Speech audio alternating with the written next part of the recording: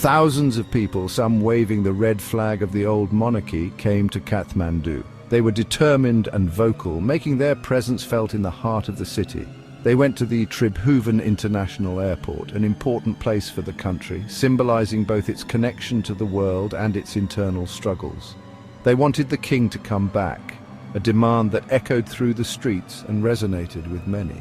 These protests surprised some people, catching them off guard. But they show that many are unhappy in Nepal. The discontent is palpable and the voices of the people are growing louder. The monarchy, which ended in 2008, is becoming popular again. This resurgence is a clear indication of the shifting sentiments among the populace. This shows how much things have changed in Nepal. The political landscape is evolving and the people's desires are changing with it. It's surprising to see people wanting the king back after they fought to remove him. This reversal of opinion highlights the complexities of Nepal's political and social fabric. It shows they are really frustrated with how things are now. The current state of affairs has left many feeling disillusioned and yearning for a different path. These protests aren't just small events, they show a bigger problem in Nepal. The widespread participation and intensity of these demonstrations reflect deep-rooted issues that need to be addressed. There are many reasons why people's feelings have changed. The bustling streets of Kathmandu tell a story of a nation in flux. Since the monarchy ended, Nepal has had many problems with its government. The transition to a republic has been anything but smooth. 13 governments have come and gone since 2008, and people want a government that stays and works well. The constant political instability has left many feeling disillusioned. The economy isn't doing well either. Small businesses are struggling to survive, and the market stalls that once thrived now stand empty. People thought things would get better without the king, but for many, things have gotten worse. The promise of a brighter future has not materialized for everyone. This makes them miss the old days and be angry at the current government. Nostalgia for the past is growing, and with it, a sense of frustration. Life was simpler when the king was here, says Thir Bahadur Bandari, a 72-year-old shopkeeper. His words echo the sentiments of many who long for the stability of the past. At least we felt safe. Safety and security are now luxuries that many feel are slipping away.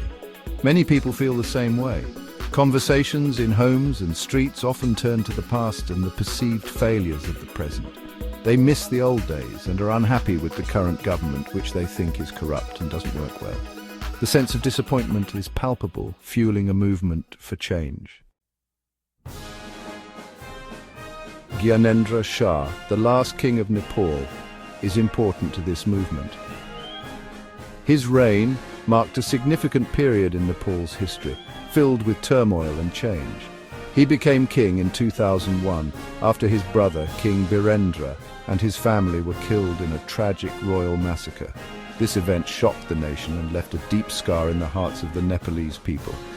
At first he didn't have all the power, but in 2005 he took control by dissolving the government and declaring a state of emergency. He tried to stop a rebellion by getting rid of the government, but that made things worse. The move was highly controversial and led to widespread protests and civil unrest across the country. Lots of people protested and he had to give up power in 2006.